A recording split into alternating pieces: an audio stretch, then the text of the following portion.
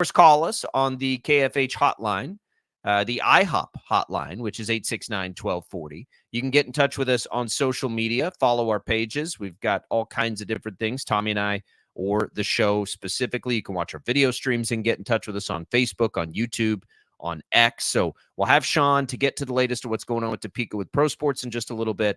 Tommy, how are you this morning? Hey, I'm good. Busy morning. Glad to be here, though. And you and I were texting a little bit last night as this news was dropping out of Topeka, and I'm glad that we've got somebody that's probably a little bit more intelligent than you and I.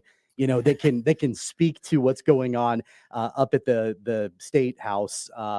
Yesterday, because it's a big deal, and I think at surface level, we can probably dissect it. But there's a lot of ins and outs in the world of politics that I don't particularly understand, and I don't pretend to understand. So it'll be good to get some context on that. Sean has more patience for politics than I do, than we do. So that'll be good. We'll have him on in just a little bit. The other stuff, Tommy, yesterday is the Kelce deal. And, Travis Kelce signs. It's really confusing on what exactly happened other than he got paid another $34 million. Was it an extension? Was it just a raise on what he currently had? There were about 90 different reports on exactly what it was that the Chiefs did with his contract. But the one thing we do know is they got a big raise. He'll now be the highest paid tight end in football, which is the way it should be.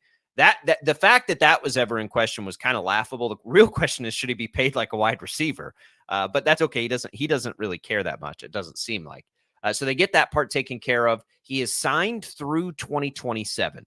I think when you see the money added to the next 2 years, that at least begins to give us maybe some indication, Tommy, of you've got at least 2 years of Kelce left. And it could be more because the deal goes further than that. But I think when you see the money coming in the next two, that's probably a pretty good indicator for at least for the next 2 seasons, the Chiefs will be able to count on Travis Kelce. Now, he missed 1,000 yards last year by 16 yards. It would have been, his 8th, I think, straight 1,000-yard season, which is just ridiculously lapping the field on that particular category. He was still second in the league in receiving yards. His touchdowns were way down, which was interesting.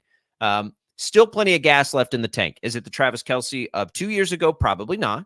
But I also think that there was a lot of added stuff on Kelce's plate last year. And I'm not talking about Taylor Swift. I'm talking about unreliability on the line, maybe, limited a little bit of what he does. Not that he sits back and blocks very often, but also just that they didn't for a long time have any other options to go to. His catch total was way higher, right, than it normally is. But when you've got all those defenders there to stop him, maybe his yak is a little lower. I think he has a ton left in the tank, and I would venture to say that, and I would, I don't think it's a long shot to say I think he'll be the best tight end in football again next year. Sam Laporte is coming up on him after maybe the best rookie season for a tight end we've ever seen. But Kelce's got plenty left in the tank. Nothing to see here. I think, Tommy, we can look at this for at least the next 2 years and maybe more, but for at least the next 2, things will be just fine for Kelce and KC. Yeah, there were a couple of things that I thought about when this deal was announced. I wanted to go and see who the highest paid tight end was before Kelce. It's Darren Waller, Kittle, right? No, it's Darren Waller. With he Giants. Got that new deal. That's right. And I'm like, okay, so Darren Waller becomes the highest paid, the richest tight end in the league.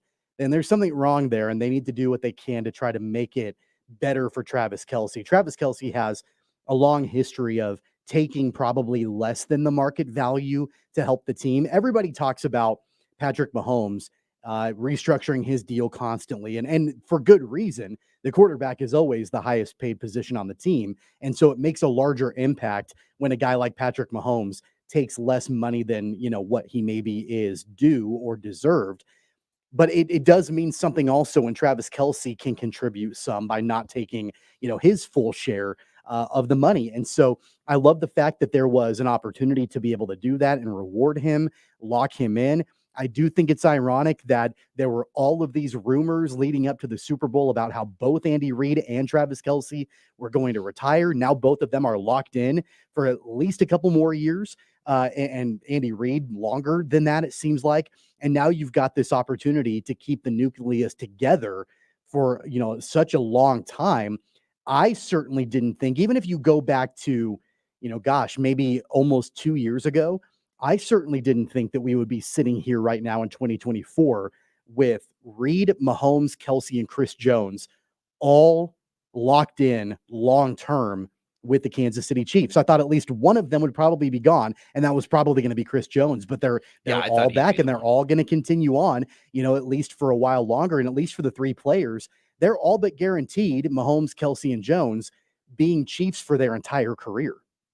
The switch on Chris Jones has been interesting. But the other two, like whenever I look at Kelsey and Andy Reid, all I ever think about is, could you imagine those guys not wanting to be on a football field? And that's what is a big part of what makes those two special. Chris Jones was in a little bit of he was in a contract dispute. He wanted to be the highest paid, all those things. Sometimes you can't control that. Head coaches always get paid. We never hear about coaches wanting to get paid more. That just happens and takes care of itself. Travis Kelce's made it pretty clear, like, yeah, I'm underpaid, but I don't really care. I mean, on it, like that's been his take. Yeah. Like, yep, I don't care though. Like, I love it here. This is what I want to do. It's part of his appeal and why people love him so much, I think, is because he really does relate to the rest of us. I mean, we can all put ourselves in that situation and be like, I don't want to leave my friends and like everything I love. I'm making plenty of money right where I am. That's how most of us operate, Yeah. right? Like, it's, that's a very normal thing to feel. We all pretend like chasing the most money is the thing that motivates all of us in life when we talk about pro athletes. And the reality is that's just not true for most of society. Like most people would choose happiness over money 99 times out of 100. That's not the case in pro sports all the time. But there also aren't a lot of relationships in pro sports that get created that are the same as what the Chiefs have right now. And so, I think you have to look at those things honestly, especially when Travis Kelce's telling you he doesn't really care, right? He's not even pretending. He's just like, whatever, man. I just want to. I do this for free. Is I think the famous quote. I do this for free is what Kelce likes to say. So here we go. And good on the Chiefs for taking care of him anyway. I mean, at some point you still have to do the right thing. And that's what he needs. So good for that. We're going to have more on that and more on the night at Monday Night Raw for the Chiefs last night. Taylor Swift conspiracy theorist. I've got something for you on that. We'll get into that in a little bit. But the other big news as it relates to the Chiefs and the Royals and everything else comes from Topeka, as we keep getting this seesaw of the interest from the state of Kansas in bringing these teams across. Well, a lot of smoke yesterday. Sean Logging, our 12 News political reporter, is going to join us to get to the bottom of this. And, how much should we be paying attention to it? We'll have Sean next. Stick with us. Sports Daily rolls forward on a Tuesday.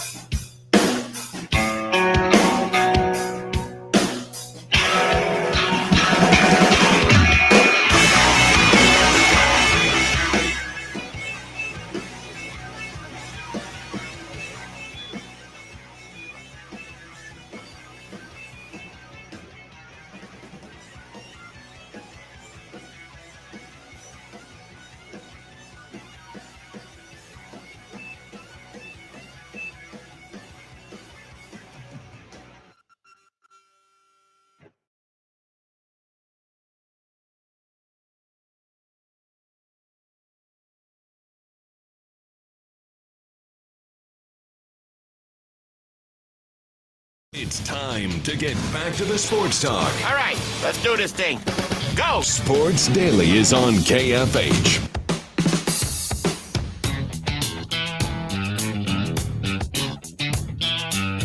All right, welcome back in, everybody. Sports Daily here on KFH. Remind you that Shocker baseball broadcasts are available live for free here on KFH and on the Odyssey app. You can tune in tonight at 5:45. Wichita State in Stillwater taking on Oklahoma State. You can listen to it live on the air or download the Odyssey app and just search for KFH. Jacob Albracht, Tommy Castor here with you on this Tuesday. A lot of smoke up from Topeka last night, late afternoon. There's a lot of things happening. So we're going to bring in 12 News political reporter Sean Logging, who is all over all of this stuff. And, it was sort of, Sean, like in one hand, you have all the attention on some of the more lightning rod political issues right now, a huge tax debate going on right now that we're all interested in, right? And then later in the afternoon, you get back to all of this business regarding trying to lure pro sports over to the state of Kansas. Now, quick backstory for everybody. You go way back when Kansas got betting. I think I told you, Sean, like that day, I'm like, you watch, Kansas about to get betting because the Chiefs are potentially on the market. Boom, bipartisan, all gets rammed through the fastest it had ever been done. Then you get Laura Kelly basically like talking a little trash on the state of Missouri saying, yeah, come on over. The failed vote happens in KCMO in Jackson County there. Laura Kelly sort of backs off of that, the governor, and says, well, we don't really have that much money anyway. And then yesterday, this debate on, well, what can we do to get them over? So what happened yesterday? What has changed here in the last couple of weeks, or where does this all stand? Yeah, so it's kind of a last minute thing. So the legislature essentially is going to be wrapping up the session as possibly as soon as today. So this is going to be a very quick process. But yesterday afternoon, there was a conference committee for the commerce committees for both the House and Senate that met. Basically, you have 6 lawmakers, and they're basically just working out this deal essentially that would create a program where they would use the STAR bonds that currently are already offered here in the state of Kansas to help essentially pay for the stadium and associated infrastructure costs to try to attract potentially the Chiefs, Royals, or another professional sports team to Kansas. Sean, how much of this, from the state of Kansas perspective, is strategic versus opportunistic? Is this something that, do you think in the back of lawmakers' minds, they've been interested in or wanting to maybe pursue for a long time? Or is this primarily, fairly recent just because of the way that Missouri has handled the way that things have gone with the Chiefs and the Royals? I think it's going to be a little bit of both here. So, of course, you had that professional sports fund that was created after sports betting became legal here in Kansas. That's created a little bit of money, a few $1 million, but it's definitely not enough to help essentially build a stadium or actually facilitate a team here in the state of Kansas. But of course, after that vote in Missouri here earlier this year, that kind of opened the floodgates essentially. And so this is essentially another avenue that lawmakers are looking at to try to essentially lure a team here across state lines into Kansas. And of course, the big question right now, too, is even though we have this conference committee here meeting yesterday, it sounds like there's essentially a deal between Senate and House on essentially this type of legislation. The big question now is, will it actually be supported by the full Senate and House bodies, which still have to vote on this? So there is not much money that has been set aside from basically the gambling funds to help do this. I think that's what the governor was saying. We don't have nearly enough there, but it's something. Yeah. So what does a STAR bond then look? Well, explain to folks what exactly a STAR bond is and how it affects all of our pocketbooks. Maybe it doesn't affect all of our pocketbooks, but maybe people just up there in that region. What does that look like when that happens? Yeah, so a good example is STAR bonds have been used for years here in Kansas, and basically allows municipalities to essentially provide the bond, essentially the funding for a project, and then it will be paid back through sales tax revenue in the district or area around that project. A good example here in Wichita is the Riverfront Baseball Stadium development. That's a STAR bond project, and so basically every time you buy something in the Delano area, the sales tax from that goes to help pay off that project. Another example here in Wichita is K96 in Greenwich. That is also a STAR bond project. And so basically anytime you are buying or shopping or going to a restaurant there or anything like that, like part of that sales tax funding is going to help pay back that project. I want to ask you about our governor, Laura Kelly, for a second. And I know that I think it was just a couple of years ago that she and Mike Parson in Missouri had kind of a little bit of a truce as far as like, not trying to steal businesses from the other state and that sort of thing. But then I know that, Kelly was on record saying that that doesn't apply to professional sports teams from the perspective of the governor's office. And even, not just, for the ability to attract one or both of these teams, but from a political standpoint for her political future, is this something you feel like she would be really interested in pursuing and breaking that truce? Or what do you think the perspective is from the governor's mansion? Well, the big thing too is like she's in her second term, so she has term limits, so she can't run for a re-election here in 2 years. So basically, it kind of really doesn't help her, say, for an election. So, but of course, like anytime you can probably bring a professional sports team to Kansas, it's going to be a big deal for the state of Kansas. And so, like, of course, the governor will probably take any win that she can. The big question, though, too, is just, of course, what could Missouri or what could Jackson County still do to try to keep the Chiefs or Royals there or prevent a sports team from leaving the state? It's interesting, Sean. I was pretty surprised at the Jackson County outcome. I was surprised that it failed. I was definitely surprised by the margin. I don't think there's any way in the current climate that you're persuading that many voters to change their minds on any issue. I don't think Jackson County, by doing the extension, has any chance to get this done. That's an opportunity, I think, for the state of Kansas. Now, whether or not people want that opportunity, I guess, is a good question here. But I do think in general terms, there seems to be more of an appetite for the Star Bond avenue. I'm a little surprised Jackson County hasn't done that. I don't know if they even can do it in the state of Missouri. But I think at least we've seen in recent history here, when you give people the opportunity to pay for things through sales tax, which is what they're doing in Jackson County anyway, but not like, I don't know, an added tax to, just the regular income tax or using money that's already in the budget. It seems to me historically there is a better appetite for doing something like that.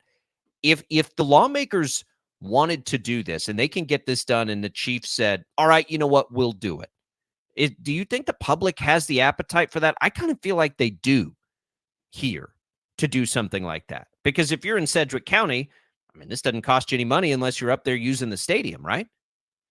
Yeah, essentially, like anytime you go up there, so if this happens, anytime you go up there and like shop at the neighboring businesses or restaurants, like that's when you'd actually be paying for it, essentially. But yeah, on the appetite for the state of Kansas, I don't know if I have a good answer for that. Of course, it's kind of a wait and see, essentially, to see if this actually gets through, becomes law, as it still needs to do. But of course, the lawmakers up in Topeka, at least the members of this conference committee, seem very willing to move forward with this effort. So they seem like they were mentioning yesterday, they were talking about let's go get a professional sports team. So we'll see what happens in the legislature here either today or tomorrow, potentially.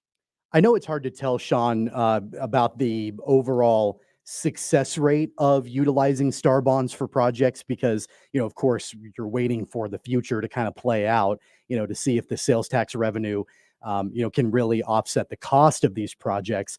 But knowing that Kansas has this in its back pocket, I know you listed some of the examples, at least in the Wichita area. Do you know about like early returns on some of these star bond projects and how successful they've been? Yeah, so some other ones like Children's Mercy, the project for like Sporting KC, like that was used, had a star bond used, like the racetrack up in Kansas City, Wyandotte County as well. That was a star bonds project. So those, I think the racetrack one, that's still being paid off, but like that was a larger project. And so like that's more like you're just basically, you have a bit more like of a longer term window to pay that off, of course. But like when it comes to the deal that lawmakers are working out for potentially getting a professional sports team, like they're looking at basically a 30-year window to pay back that project. And so basically it's very much a long-term investment. So if it provides a return on investment too, that's going to be a wait and see essentially. Sean Logging joining us, 12 News political reporter. Sean's brain knows everything about everything. It's remarkable. We are very appreciative to have him at 12 News. By the way, on all this, you could follow him on Twitter for updates at KWCH Sean. That's SHAWN, not one of those weird SHAUNs, Sean.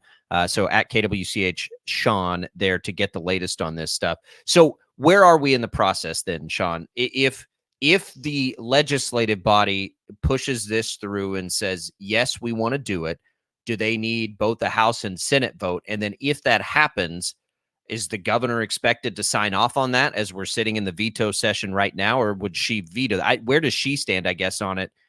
And where does this still need to go? Like, what are the steps that would still have to happen? Yeah, so yesterday we had the conference committee. So basically now we'll go to the floor. So both the House and the Senate would need to basically pass it out. And then, of course, it would go to the governor's desk. She would have to either sign it, let it go into law without her signature, or veto it.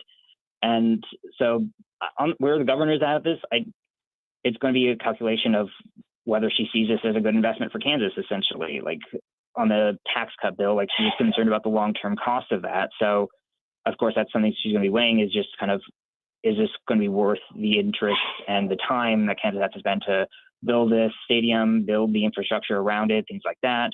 But of course, like overall, like if it has like a lot of bipartisan support, you can imagine the governor supporting it as well, because in the end, getting a professional sports team here in Kansas is going to be a good thing for essentially everyone.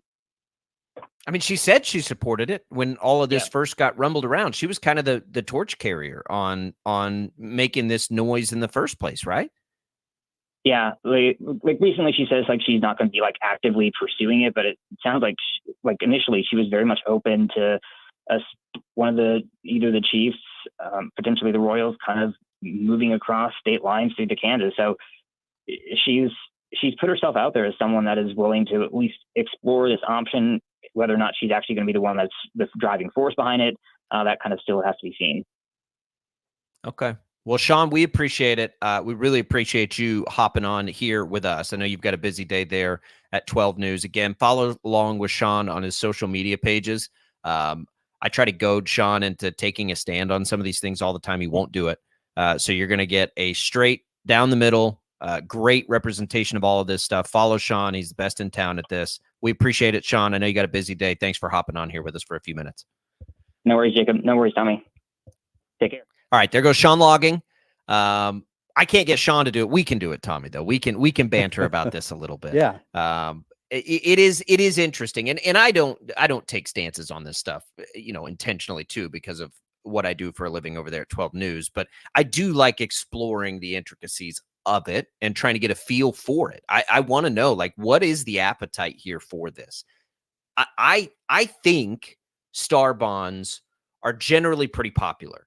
They do make sense to me. I kind of like the idea of them because it at least, sometimes when we give tax incentives and advantages to here, let me start that back just a little bit. So on the same day, we're getting pushback and trying to figure out, we got this huge surplus. Like, I'm a business owner now. All of our property taxes, if you own a house, have gone up at just a stupid, absurd, obscene amount in recent years. Like, we'd all like to get a little of our money back, right? So then you have this situation where it's like, okay, well, the state also wants to spend money on this. To me, I do always feel like there's more of an appetite to pay that stuff through sales tax, right? So it doesn't really impact the budget as much. It's sales tax driven. And the other thing that makes sense on those to me is it's paid for in the area it's being used. The economic benefit of having the Chiefs in the state of Kansas, no matter what, PowerPoint they present, doesn't really impact us that much in Sedgwick County. Yeah. Unless we go up there and use it, right? Now, it really impacts them up there, right? Jobs, tourism dollars, all of that stuff going into effect up there. Totally. How do you pay for that, though, at a state level when it doesn't affect everybody the same way? Well, sales tax in the area it's driven has always made sense to me, rather than big tax cuts to mega companies coming in. We don't always see the benefit of where those are placed, no matter where they're placed in Kansas. Same vice versa, too. If something comes into Wichita, does it really benefit the people in Garden City?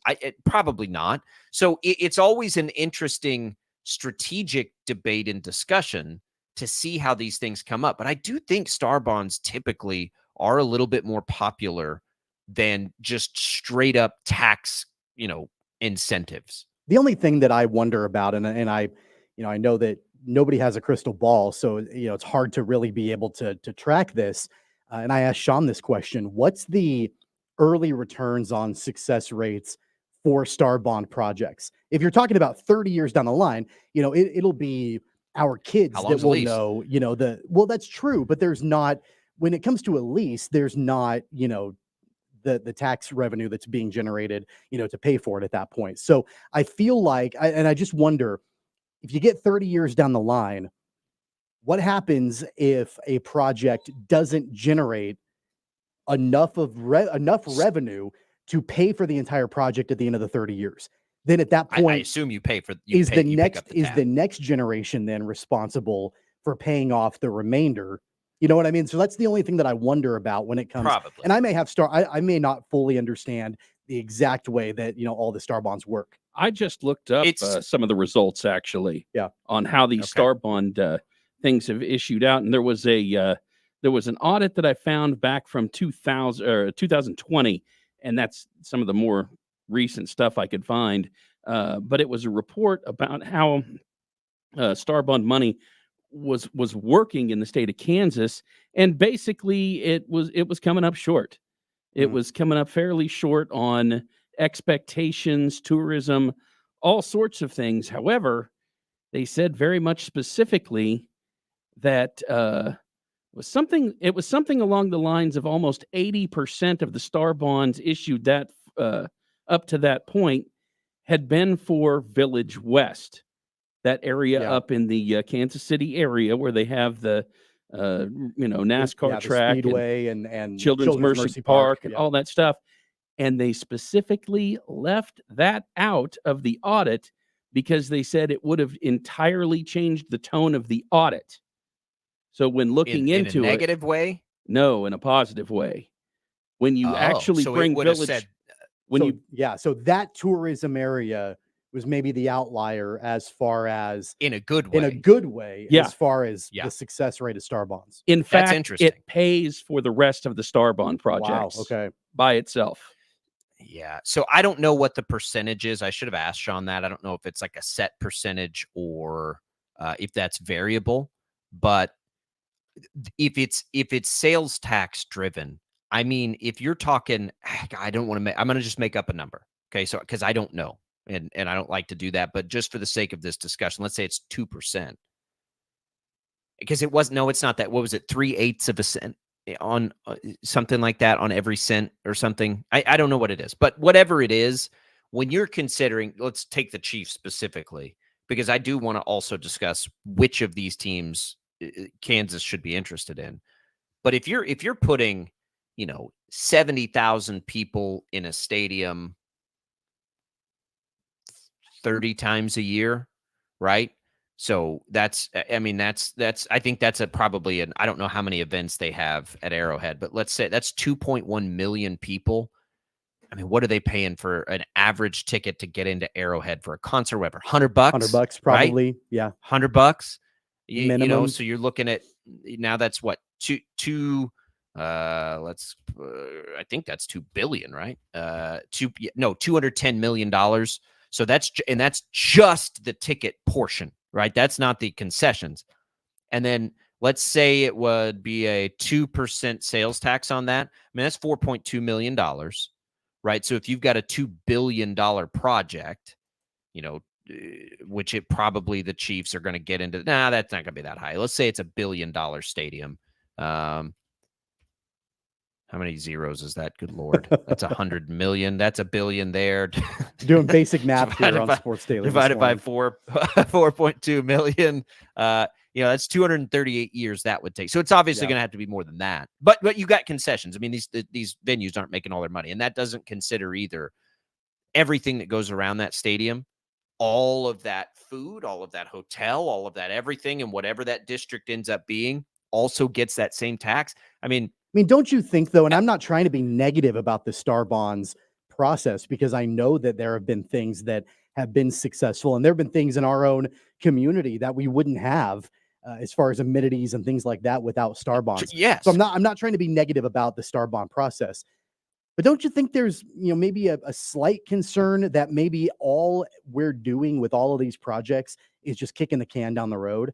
And, then ultimately, like, we're kind of mortgaging the future, and then the bill's going to come due at the end of 30 years, and our kids aren't going to, like, they're going to have to pay for all of this stuff that we want to have right now. I mean, that I'm not saying it's a bad thing overall, because I do understand it's a popular way to generate tourism dollars and have, all of these brand new amenities without passing down the tax burden right away to the taxpayers. But eventually that bill's going to come due. I think that would be the only thing that would concern me slightly. It is. I think you have to think about it too. Not every situation is the same. Not just so, like, let's say LA, right? LA doesn't need to be doing star bonds to bring anything in. They don't, LA is LA already. Whether they have whatever, it doesn't really matter. And that's probably part of the reason you had an ownership group just paying for their own stadium. It doesn't really add to the appeal of LA. I mean, it does to some degree, right? People are coming to LA Kansas, regardless. Right. In Kansas, one of the challenges our state has absolutely is still bringing people into the state of Kansas and getting people to spend their money in this state and live here, work here, correct. All of that. Yes. I get that. I understand that. So I think you can't look at every situation the same way.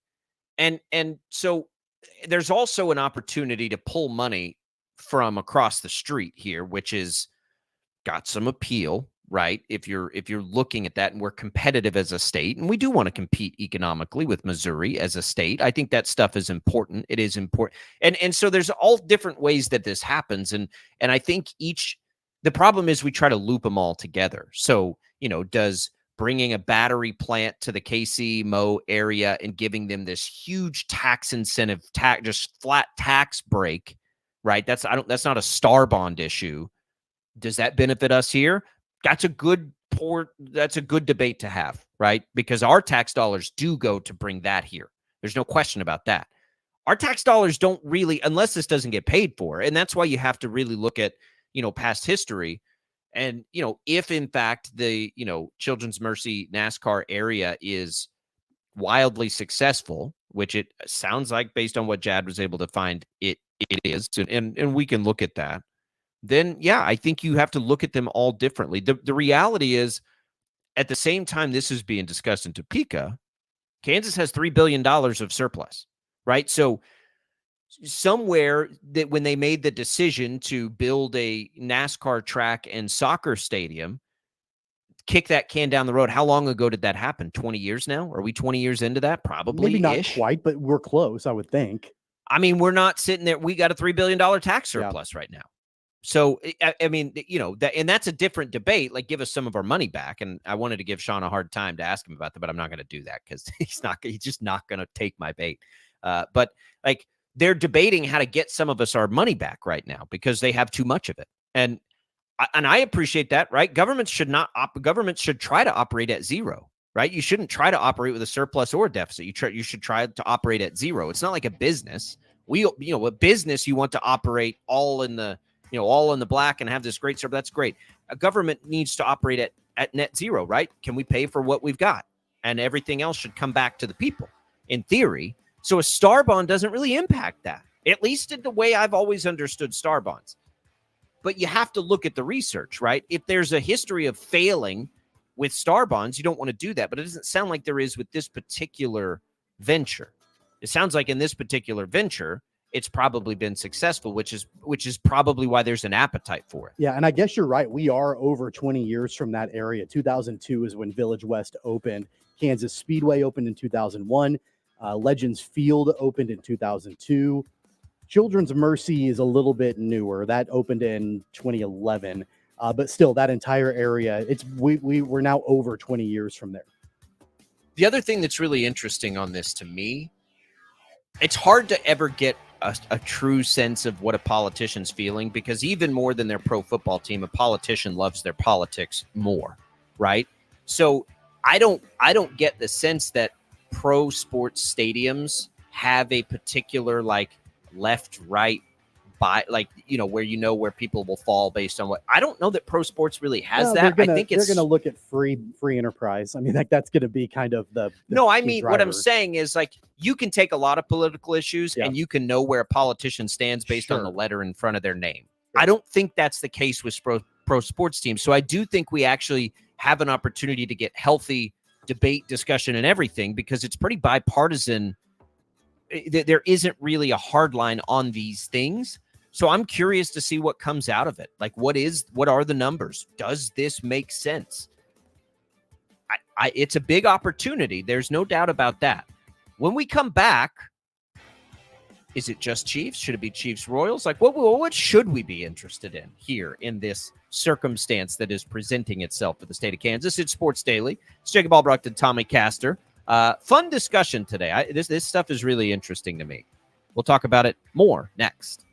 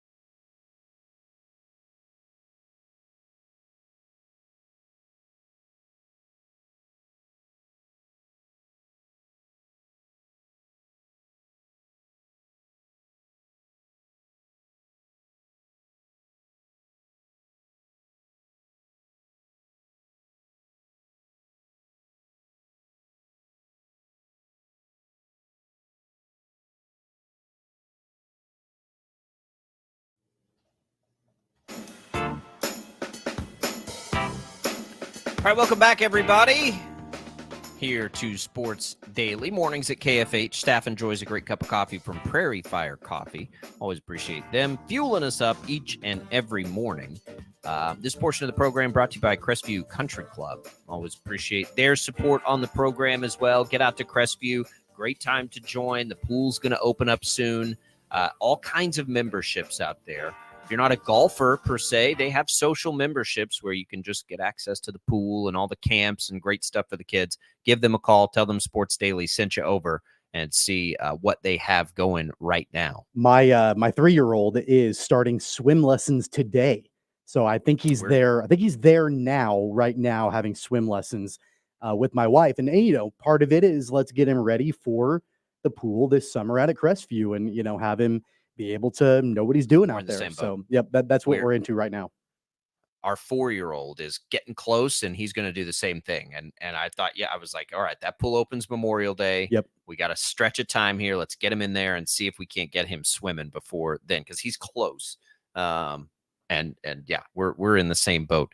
So we've got this, this debate happening, I guess, in Topeka, Tommy. And I think because the Chiefs and Royals have been across the street from each other forever, we just continue to think about the Chiefs and Royals bundled together, but that's really not the case. Like, it's not like you have to do this for both of them. Should Kansas be interested in both of them? Double the money. You got to build 2 new stadiums. Or do you just say, we want the Chiefs and the Royals can stay in Missouri? I think it's an honest question. Yeah. I would be, for a couple of reasons. I do think getting the Royals downtown, if they're going to move away from Kauffman, does make the most sense. But there are teams like the Braves right now who've kind of gone out to the burbs. I mean, the Rangers play in Arlington and not Dallas. That's certainly not. There are some cool things you can do around a baseball stadium. Don't get me wrong, like really cool things, and have 81 dates there, home dates. So I'm fine with it. I don't know that I love a $2 billion price tag or whatever, but I guess if you don't have to create the downtown infrastructure, maybe that price tag comes down. I would tell you this. If it's at the price tag they floated out there to go into downtown Kansas City, Missouri, I'd probably tell you I'm not very interested in that. If it's far less than that because it doesn't take that cost to not put one downtown, okay, I'd be more inclined to listen. The problem is they do compete with each other a little bit when you're talking about the non-actual game use. So like you're going to have Arrowhead and in theory Kauffman sitting there. Like, are they both getting used? I don't think Kauffman's hosting outdoor concerts, like Arrowhead does. So you kind of have a little of that going on too, but you'd have to really bring that price tag down on the Royals, because if the Chiefs have to build a new stadium, like if they have to do a new Arrowhead, that price tag is going to be massive. And that's going to, to take on both of them might be a lot. I think that's pushing it. it would really surprise me if the state of Kansas is able to figure out, star bond or not, the financials to build 2 brand new stadiums for both of those teams at around the same time. That's been the challenge with the fact that their leases are tied together and they're all kind of, in bed together, because if they were both going to move to one location, then you're talking about 2 stadiums at once. And so I know that Clark Hunt mentioned during the draft that, at this point right now, like there's nothing that prohibits these teams from kind of going off and doing their own thing. They could always come back together if they needed to, but I think it behooves both the Royals and the Chiefs to explore additional options independent from one another. And I think that more than likely, I think that I think Kansas would love to have the Chiefs come over, but I think realistically, probably gonna be the Royals if I had to choose one. Like if there were betting odds, I would say probably the betting favorite would probably be the Royals. A less expensive stadium. You could, in theory, I don't know about locations, but in theory, you could attach it to Village West and the Legends and all of that. You could kind of have it be part of that in Wyandotte County. As you mentioned, 81 dates over the course of the season. Ken on our video stream mentions not only 81 dates, but 81 dates in beautiful weather for the most part, versus the dead of winter with the Chiefs. So I do think it's probably, like if I had to guess, one or the other, I'd probably say Royals. Senator Tommy Castor, you're casting your vote. Yeah. One, both, neither. What would you vote for? And if it's one, which one would it be? Not what do you think? What would you vote for? What would you be inclined to pursue? I would want to probably pursue both to get started. And then if that doesn't seem feasible, then I think, the backup plan is probably the Chiefs. And then the backup to that's probably the Royals. And I would imagine that's, knowing the way that our political system works, it's probably where it's going to fall to. I think I'd start with Chiefs only, then go to both, then go to Royals only. But you know what? think At the end there's of the day, like, I know we both put the Royals as kind of the plan C, but that's not a bad plan C. I mean, it's not like you're losing with any of these options. I just think the Royals are better served to combining with the Chiefs didn't help them get the vote they needed. Right. So, okay, break it apart. Go back. Don't attack this through Jackson County only. Attack it through the city itself and still try to get downtown if you can. I think. I just think it makes more sense for the Royals to do that. This is really interesting stuff. And I know people might think this is a pipe dream. It is not. Just remember how quickly they ran through sports betting. It's always the example to remember. It had been a debate for decades until this got thrown out there, and then boom. And remember when it came through and we learned that there was the provision in there for the fund for a professional sports team. Yeah. And I remember, at least, I don't know about you, but I was like, okay, yeah, right. Like, Kansas is not going to get a professional sports team. And here we are. And you know what? If this all comes to fruition one way or another, I think Missouri's going to look back on this in retrospect and kick themselves. They already lost the Rams. They'll regret it. They already lost the Rams. They'll regret it. And they've got nobody to blame but themselves. Yeah, they'll regret it. There's no doubt. Whether it's the right decision or the wrong decision, there is perception in play for your state, and that's a factor in all this. It really is. All right, the IHOP hotline's open. You can chime in 869-1240. The Shockers add a player yesterday. The Cats lose a player that really surprised me. We have both of those. We'll get more into Travis Kelce, his future with the Chiefs, and the Chiefs night at Monday Night Raw. As we make our transition into the next hour, let's give away some HTO, free iced tea, free reign coffee for the first caller on that IHOP hotline. You can get the tea at either Wichita location or in Derby. You can get the free reign coffee in Derby or in East Wichita. Good luck, everybody. First caller right now wins those prizes. We'll come back. Hour number 2 coming up.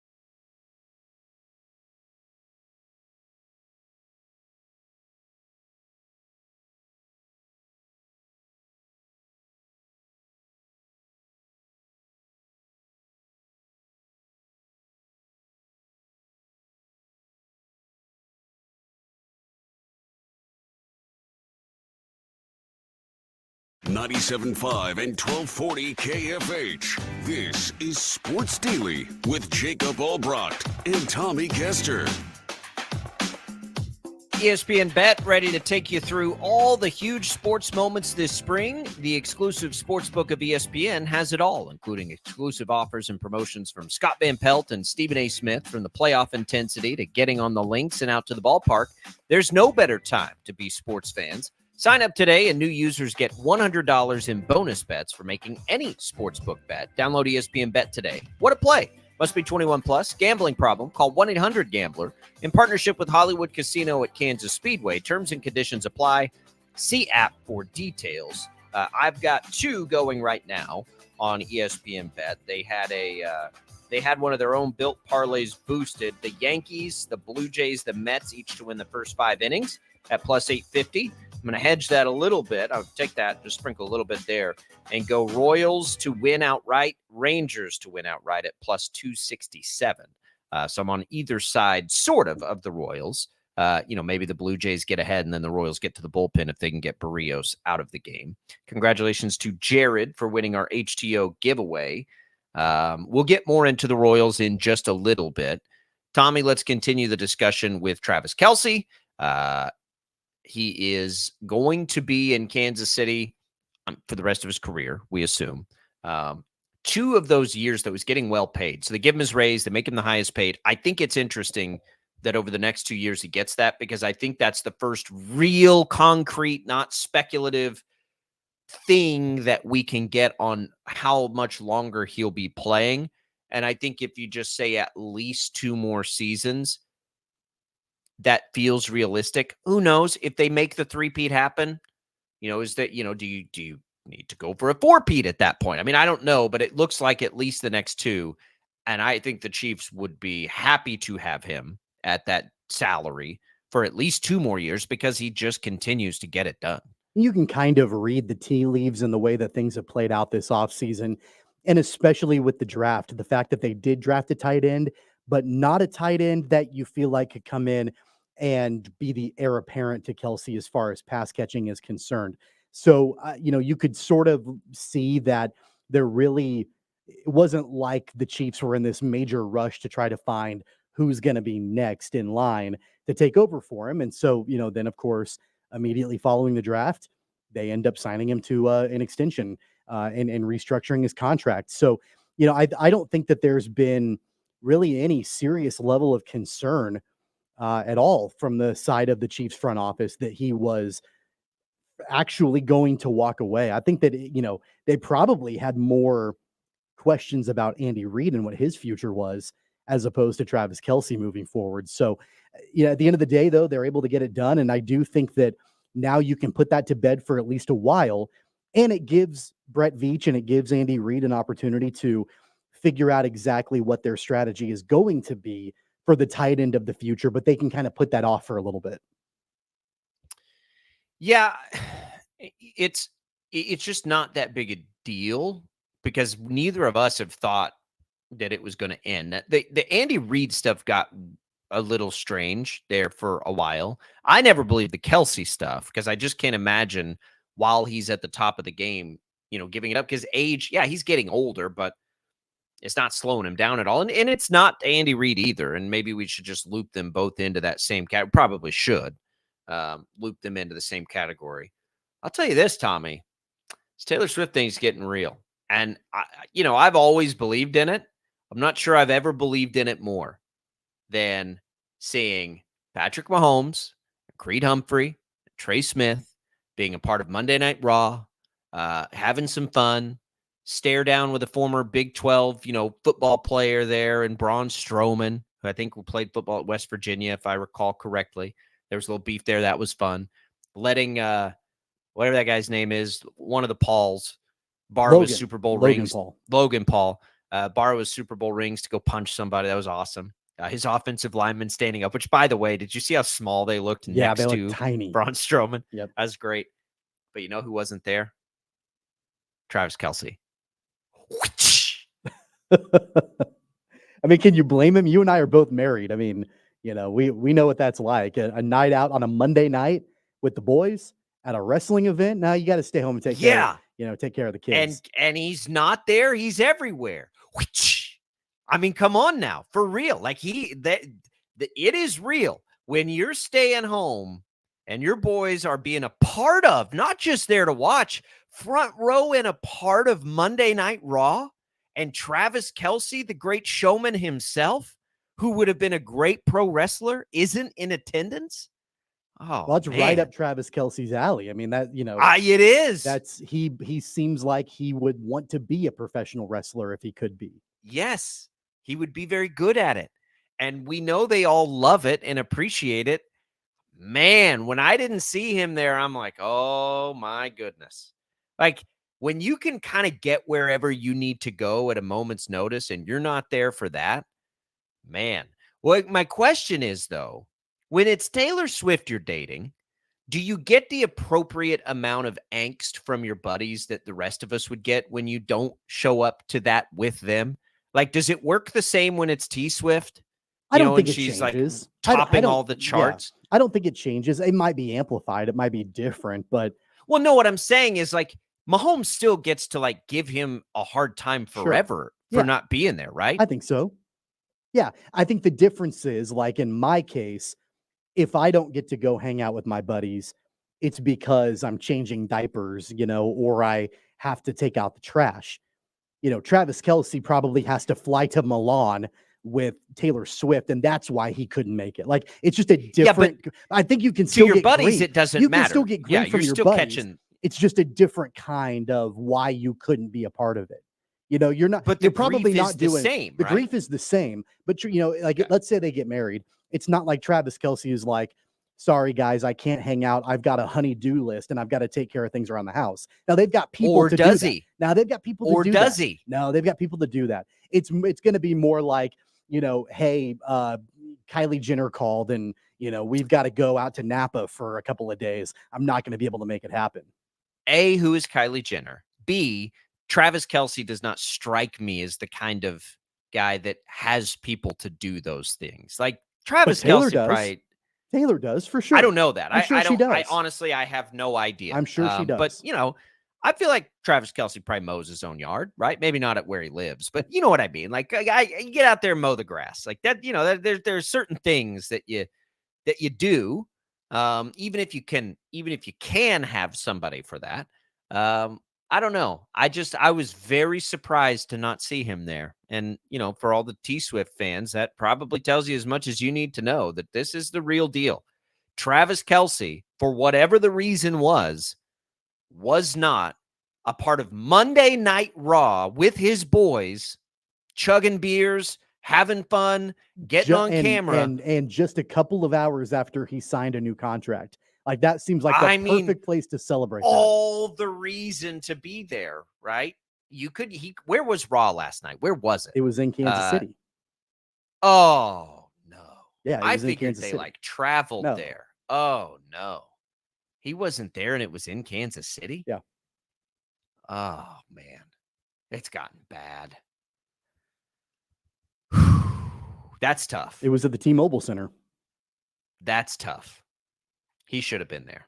That's why they were part of it. And it's being overshadowed. He's going to regret that. There were so many, cool moments from that and the way that they included Mahomes in the offensive line and all that. I don't know if you saw this, but Creed Humphrey, Trey Smith, they were in the ring.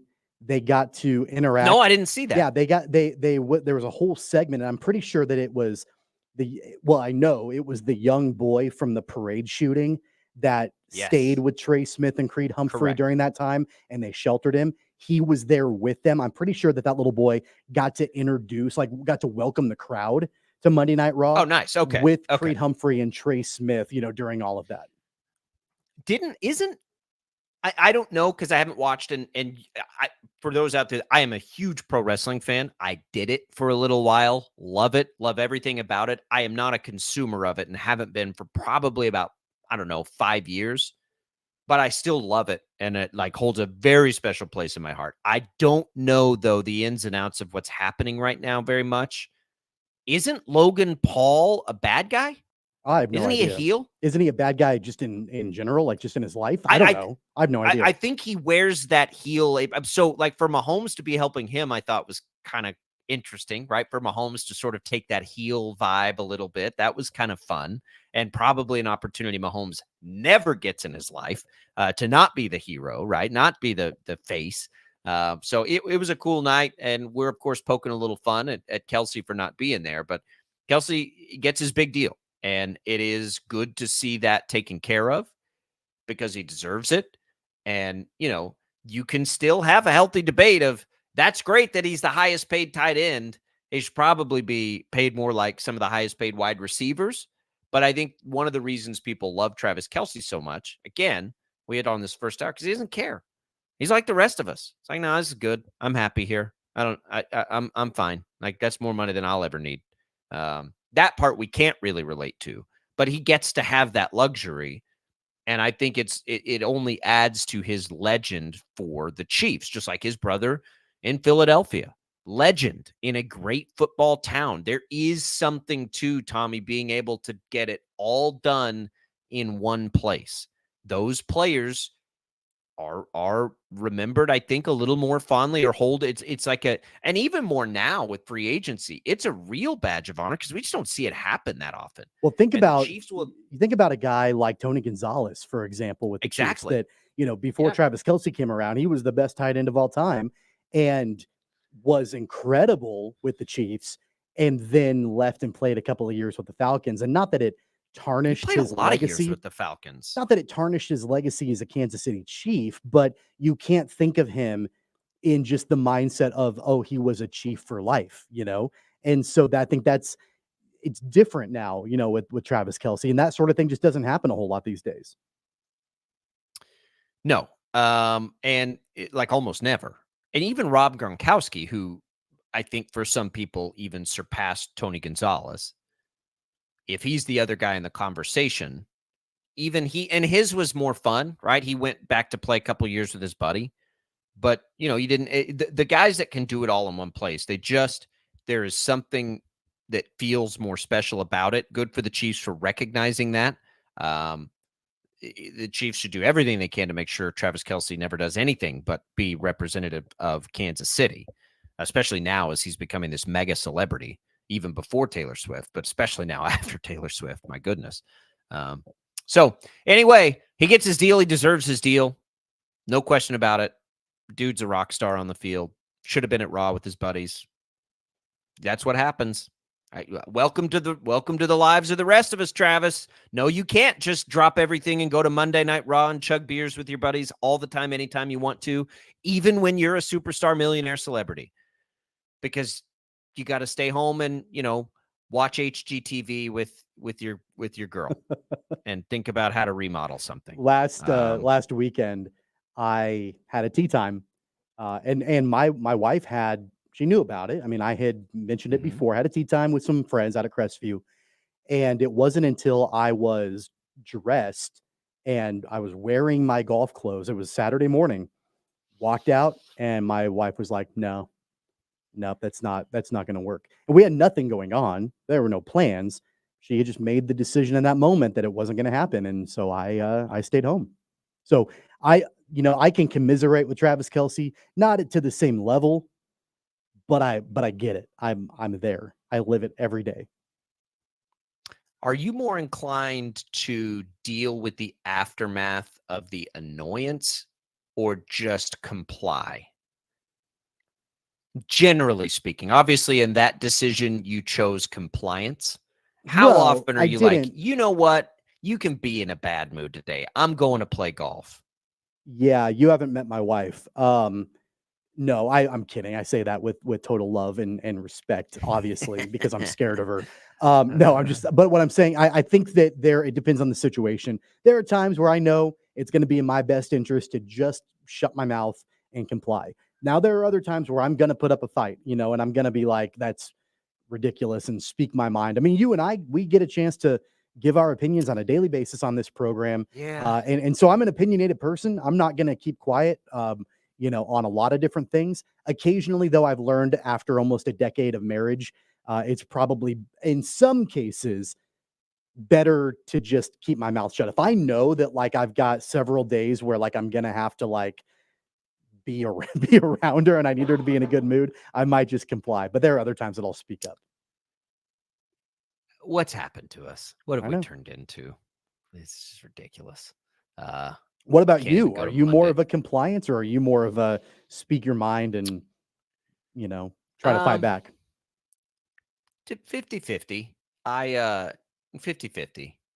My problem is I speak my mind too often in most circumstances, and so I don't pick battles well.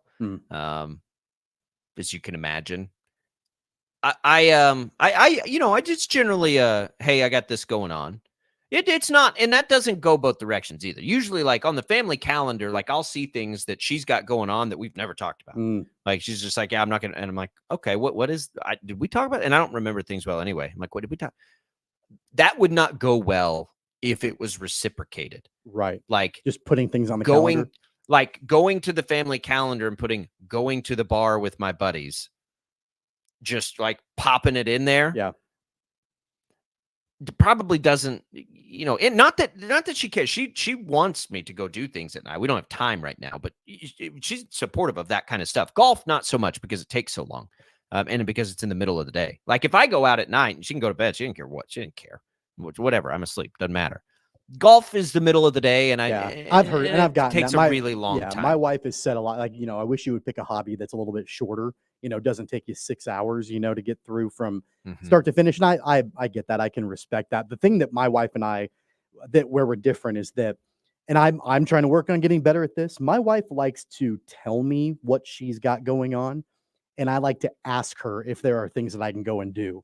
Where I'm like, maybe I should just like start telling her in the same way she tells me, like, hey, I've got this girls' night happy hour that I'm going to. Okay. Yeah. Cool. And then I'm always like, yeah, that's great. Because I think the more that you can go and do for yourself, that gives me a little bit more wiggle room to go and do what I want to do. So I always encourage her to be like, hey, you got that going? That's great. Go have a good time. That's awesome. Have fun. I'll hold down the fort here in hopes that it'll be reciprocated on my end. I'm trying to get away from the whole like, hey, would it be okay if I go, and just being like, look, hey, I've got this going on. That might be, that might be the way that we move. Yeah, I don't know how to do it. It doesn't matter. We concede. We concede. Golf, I'm going to play. I'm committed, pot committed. I'm going to play more than 2 times this year.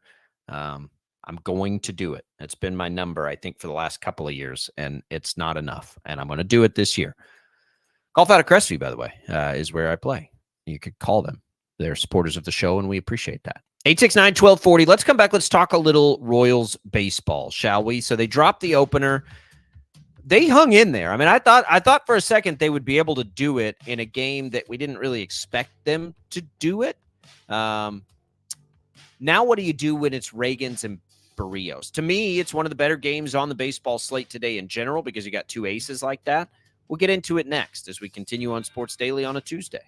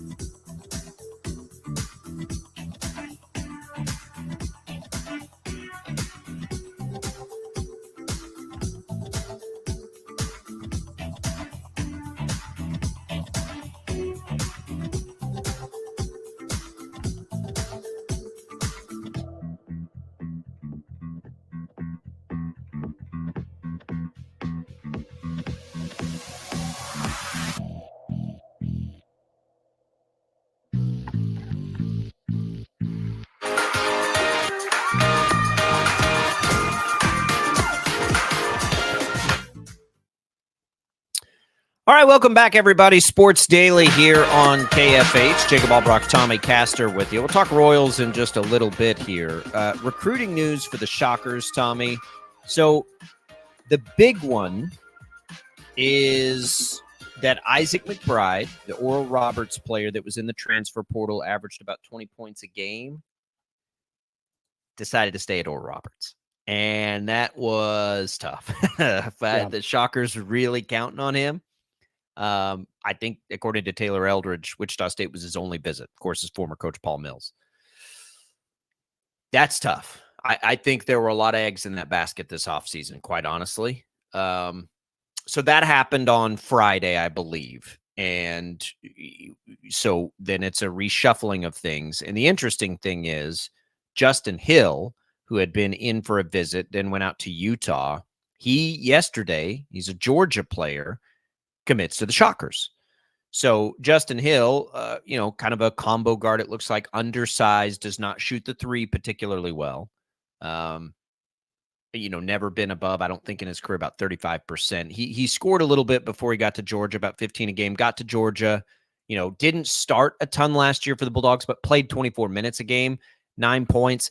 It looks to me like, and I have not seen his tape, but when I look at his three-point shooting numbers, that he's going to be more of a creator. The one thing that did stand out to me on him is that he doesn't appear to turn the ball over a ton, which is a major problem at the guard position for Wichita State last year. So in that sense, I think he will help them. Certainly he'll be a fifth-year player.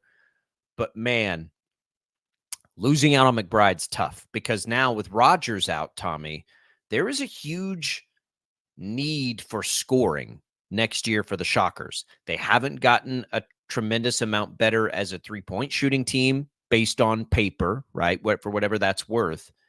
They're going to have to, I don't know what they're going to do, but that was a big blow, I think, to the offseason for Wichita State. Yeah, I think it was also. And you mentioned the lack of scoring. That is an issue for sure. And that's something that I know that they're going to need to address. I'm also concerned about a lack of size. I think this team is really small. Yeah, they need another big man. The way that it's compiled right now, because they just don't have, that kind of length. And there's an abundance of guards, an abundance of players that can play the first three positions. They don't got a whole lot, they can play power forward or center. So that's going to be, something else that they're going to need to probably try to address.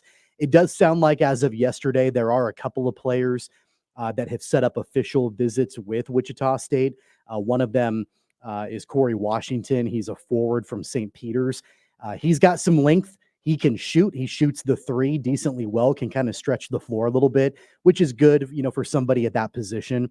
And then they've got Zyman Sabala, who comes from Longwood. He's a 7-foot center. And so there's an official visit lined up for him as well. So there is a little bit of size, at least, that they're trying to target, but they don't have it yet. And just from looking at the way the roster pans out right now, minus those 2 open scholarships they have, it's a pretty small and undersized roster. Shout out to Taylor Eldridge for following all this so closely, by the way, because it's an impossible task. We always appreciate his reporting on this. Look, I like Quincy Ballard's prospects, but he's not a play every minute of the game kind of player.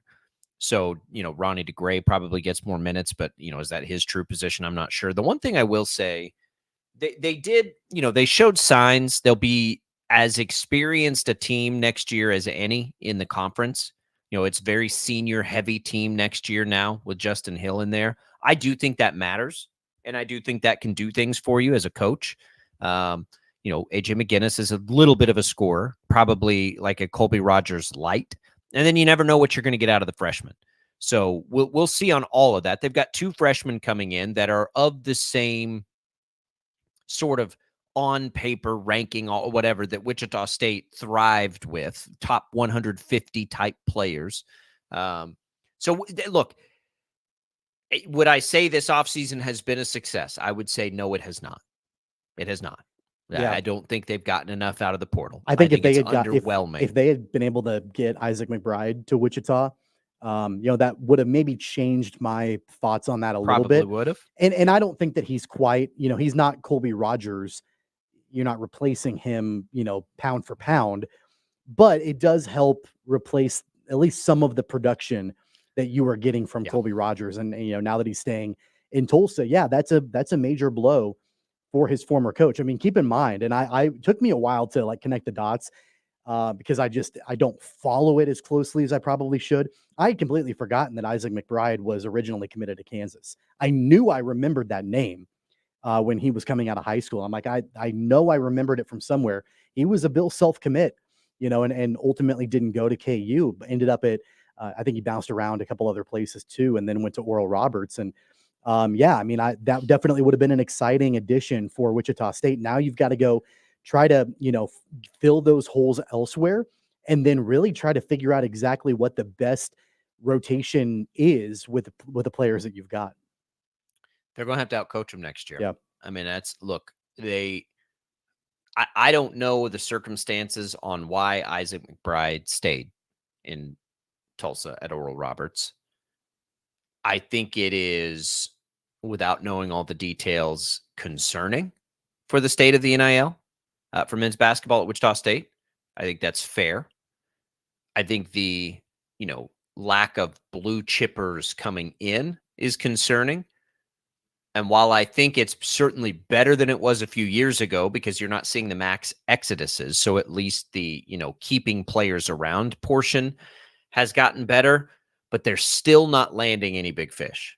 And I think that the upside to this program is landing the big fish in men's basketball. I really do. There is no reason Memphis should be doing it and Wichita State not. There just isn't. And so I am a little underwhelmed. That doesn't mean I don't think the Shockers are going to be better next year or anything like that. I'm not remotely close to try to start thinking about that kind of stuff. I don't think they've gotten better on paper with the loss of Colby Rogers. Colby Rogers was one of these types of transfers at 1.2, though. So I do think there's a decent chance that, somebody that they're bringing in comes in, whether it be, Justin Hill or AJ McGinnis or one of these guys, and takes the next step forward and could get to that point. I think that's very reasonable to wonder about, because it happened for Colby Rogers. Why can't it happen for somebody else? It's happened for a different Shocker, it feels like, every year for the last 4. They're going to have to rely on the senior leadership here. I don't know, Tommy, if we're ever going to get the support in the NIL that needs to be there to land the big fish. It's this chicken and egg if they don't get real competitive in the conference real quick. I just don't know that it's going to be there unless they start winning. And it's hard because it's hard to win without the players. I get it. But unless they do that, I just don't see this flood of funding coming to bring in big time basketball players. And that's tough. Yeah, I mean, that's the major hurdle, one of them at least, with NIL at a lot of different universities. Wichita State's not immune to it, obviously, where you need the NIL dollars to attract the players to win, but you need to win to get the community to Yeah. be willing to pony up the NIL dollars that it takes. So again, like that's where you've got kind of the grassroots efforts, to try to re-energize the collective and try to find ways to get the donor base activated to be successful. The one thing that I've always thought about, and really this is even before the world of NIL. This is when we're just talking about donors when it comes to facilities and different things like that at the university. Wichita State, while they're not generating the kind of revenue that major football universities generate, they don't have to compete with the resources that football requires. No, it should be an So advantage. it should be an advantage. It should be one of those situations where, you don't have, I mean, for example, think about, we can use Kansas and Kansas State as an example, but I also look at a university like Alabama, where you've got a dominant football program, but then you've also got a basketball program that is really good and that they've stayed pretty consistent over the last few years. And now you've got NIL asks on both sides that are probably pretty large, even on the basketball side. And so like you've got to try to navigate that. Now the amount of money coming in is different. It's apples and oranges than at Wichita State. But Wichita State, yeah, there are other athletic programs that are priorities and all of that, but like basketball is the bread and butter. And so you don't have to really have like split focuses. You can go all in on that. And to your point, you just mentioned it, that should be an advantage. It should be. Think about outside of Kansas, Kentucky, Duke, probably only those three. Football's a bigger deal at the school than basketball is. Even North Carolina, I would guess that football's a bigger deal. We may see that shift at the University of Kansas as their football team gets better. But currently speaking, there are such a tiny amount. But Tommy, there is no reason, none, when you think about teams that fit the same profile as Wichita State, which is no football and a history of premier basketball. Creighton, Gonzaga, they're Villanova. similar size cities, right? Villanova, not so much, but larger. Yep. Right. But Creighton and Gonzaga, Mm-hmm. nothing to compete with. And you're seeing a tremendous amount of success at those places. That needs to be what the expectation for Wichita State is. You were in a huge metropolitan area. Now, it's not a huge student population, but I'd venture to guess it's not at Creighton or Gonzaga either, or most of those Big East schools that find success and are getting great players that don't have football. You gotta find it. You've got to figure out why they're able to do these things, and we haven't been able to do that at Wichita State so far. And easier said than done, I get it. And maybe it is chicken and egg, and maybe they do not get because the benefit for, timing is everything, right? We talk about that all the time. Timing is everything. Well, Creighton and Gonzaga were already, kind of chugging right along when this NIL thing started. Imagine, Tommy, if in 2014 or 15, when I moved here, the NIL space would have been a thing. I mean, Wichita State would have been killing it. It wasn't so that how do you long get ago, back to that? And I think about, it wasn't that, we're like a decade removed from when, That feels what wild. was it? It was Carlos O'Kelly's. Remember Carlos O'Kelly's would do the commercials, but it was only with the Shocker players that had just graduated. So you would have Baker and Van Vliet and Wessel right after they graduated. Then they would have the next class the year after that. Like it wasn't that long ago that was the confines in which, those endorsements and the commercials and all that was when it was happening. Now it's not like that anymore, and so there should, if the program was more successful and if there was this community groundswell of support like we saw as recently as a few years ago, then you could absolutely capitalize on that, and the NIL dollars would probably be through the roof. It's hard. Look, it's not easy to compare it either, because it's probably not fair to just assume that all of those players would have stayed either in the NIL environment, because they would have been some of the most highly coveted players potentially out there for other teams to poach away. But I'm just mean like the support of the program. Like they raised enough money to make Greg Marshall a top 5 paid coach in the country. They could have raised the money for players at that point in time.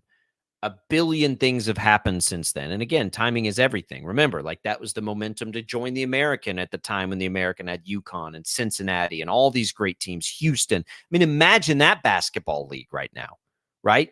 With UConn and Houston and Cincinnati still there. That was the right decision. But timing is everything. For those other programs, they've been able to parlay that into something bigger. Wichita State, that was sort of the beginning of when things unraveled on them, and now it's hard to recover. So what I hope out of this roster and what we're seeing now, because it doesn't sound like there's going to be a big splash to be added to it, that the experience in year 2 under Paul Mills and in having that many seniors on the floor, that does feel vintage Shockers, right? When they've had their greatest successes, when they've been senior loaded teams, older players, can those guys come together? We'll see. This is obviously a big year, bigger than it was even a year ago.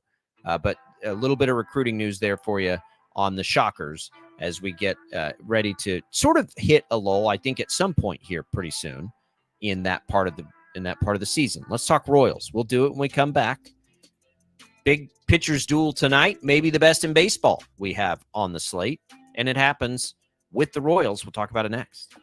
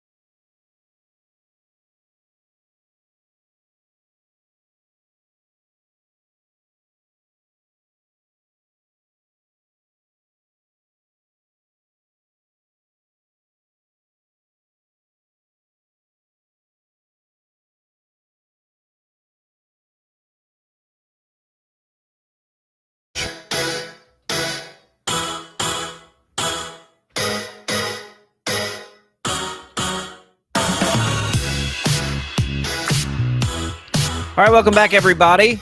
I think this is the pitching matchup of the night tonight across Major League Baseball. You've got Cole Ragans and Jose Barrios. Ragans got the best of Barrios, although they were both fantastic in that rain-shortened game last week. It's a rematch now. The Blue Jays are favored tonight at home. Tommy, I love this. There's very little that's better than a just massive, high-quality pitching matchup in Major League Baseball. And there are a handful across the league today, but none are better than this. I love this matchup. And it'd be another big opportunity for Ragans. He had that one bad start. He bounced back in this matchup the last time out. Follow it right back up and see if you can take down one of the AL's best 2 games in a row. I'm really excited about this game, and I mentioned it yesterday that I feel like Cole Ragans is primed to have a really good outing. I'm going to probably bet him, and I haven't looked at the odds yet. I don't exactly know what the props look like for him, but if I can find a good angle and it's juicy enough, I think I'm probably going to bet Cole Ragans because, he pitched really well in the rain-shortened game in bad conditions at home on Thursday. And since that time, he's just gotten to rest, and he didn't have to pitch. I think he only pitched 5 innings in that rain-shortened game, and looked really good doing it. So he can continue to rest up. He sat the entire weekend against Detroit. Now he's able to, go back up and face off against Barrios again. I really like Cole Ragans in this spot, and I feel like he's starting to trend up. Where, and we talked about it a little bit yesterday. It's not like he's been pitching poorly this season, but he hasn't been quite as sharp as what we've been accustomed to seeing from him. But I do think that he's starting to trend up, and tonight will be a really good follow-up to build on what he did on Thursday. All right, so let's look at this then. So you've got right now, you have Cole Ragans. His strikeout total is at 5.5 for basically even money. And I'm going to pull up his numbers here real quick to see what he did in his last game against this same team, and pull up his game log here real quick. Let's get him in. And so it's at 5.5 on his strikeouts the last time out. Remember, this was rain shortened, so he may have been able to go another inning. He was at 4. The other one that I would be, there are 2 more hits allowed. It's way juiced if you think he's going to give up 5 hits or more. He actually kept the hit total down in his last game. Now, typically speaking, he does clog the base paths just a little bit. Total outs recorded is the one I'm most interested in, though, Tommy. So it's both of these pitchers, by the way, are at 17.5. 6 innings is 18 outs, right? 6 times 3. So if you think that Cole Ragans is going to get through 6 innings, it doesn't matter what else he does, right? He just has to get 6 innings logged, or it's 17.5. So yeah, you have to get through 6 innings. He's at -105. He probably would have gotten through 6 innings in his last start against them. He has gotten through 6 innings in exactly half of his starts. Would have been more than half if you look at the last game that was rain shortened. A game against Houston where they just had a ton of hits and everything off of him. He went 5, and then that dud against Baltimore. Every other time he probably hits that number. I think at even money, that's probably a pretty decent way to attack the game if you're looking at pitching stats.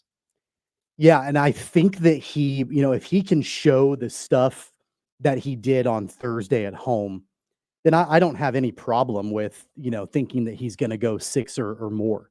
The only thing that comes to mind would be, that third time through the lineup, at that point, is there going to be, any kind of issues? And I watched a good majority of the game last night. There's a couple guys on that lineup that, and I know they kind of roughed up Jonathan Bowlen a little bit. Justin Turner couldn't miss, against Bowlen last night. And so if Turner is just kind of riding a hot streak and he carries that on against Ragans tonight, then that may shorten up the outing for Cole Ragans. Dalton Varsho is somebody else that is hitting the ball really well right now. He, that guy swings at pitches out of the zone and knocks them for doubles, it seems like, all the time. And so those are a couple of guys, obviously to keep an eye on in the Toronto lineup. But assuming that Ragans can pitch like he did on Thursday and he's got his good stuff, then yeah, I've got no issue in thinking that he's going to go 6 innings or longer. And then at that point, you turn it over to the bullpen, which has been pretty good so far. Let's do this then, because I'm with you. You can get right now. How about this? Because Barrios, by the way, has gone 6 innings in every game, except for the rain-shortened game in which he probably was going to go 6. You can put both of those players to get through 6 innings. Let's bet a pitcher's duel. Both of those games to get through 6 gets you to plus 216. Now, the question becomes, do you take it at plus 216, or do you add another one and maybe take the games under if you think both of those players are going to get through 6? Let me just take a look at that here, Tommy, because it's at 7.5. That's low, man. That's low. If you were to take that at even money and put that in the mix, you're now at plus 321. So that doesn't do enough for me to take that under. So I'm going to take that back out and sit at plus, 2-1 odds. Let's got my ESPN bet up right here. Let's book it. Let's do it. We're going to go for a pitcher's duel tonight. We're booked. It's bet both pitchers to get 18 outs. I mean, don't you think that's the way that, more than likely, if the Royals are going to win this game, that's the way it's going to play out? I mean, you're playing correct. You're hitting against a guy like Barrios. The offense is not, knocking anybody out of the park right now. So I do think that's going to be the path. You can get almost 2-1 on Bobby Witt Jr. to steal a base. I kind of like that too tonight. I'm not going to.